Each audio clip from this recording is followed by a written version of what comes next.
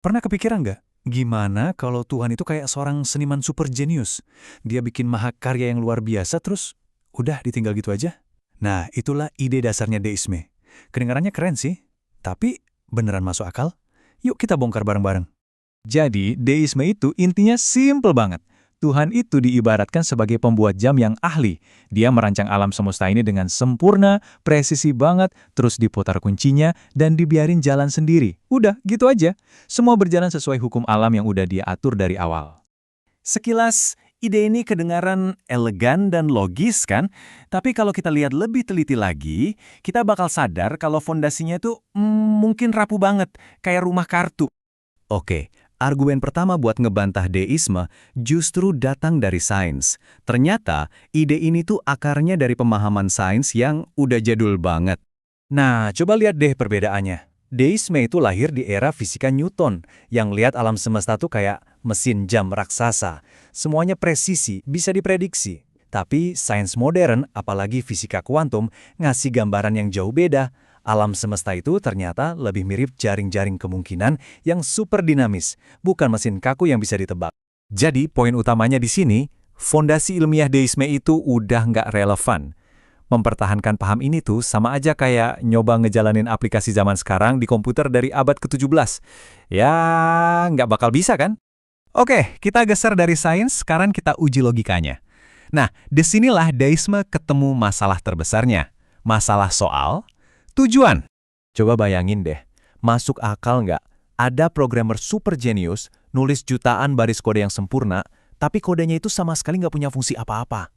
Atau ada seorang komposer bikin simfoni yang megah banget, tapi sama sekali nggak ada niat buat nimbulin emosi apapun dari pendengarnya?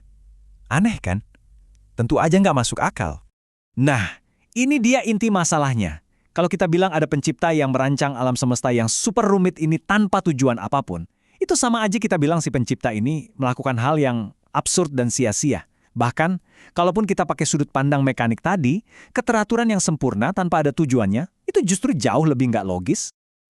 Persis seperti yang dibilang Thomas Carlyle, Tuhannya kaum deis itu adalah Tuhan yang absen, cuma jadi penonton pasif, bukan pencipta yang terlibat dan peduli. Ada lagi nih kelemahan deisme. Cara pandangnya yang sempit banget soal akal. Mereka seolah-olah ngelihat akal manusia itu nggak lebih dari sekedar kalkulator. Padahal akal kita kan jauh lebih hebat dari itu.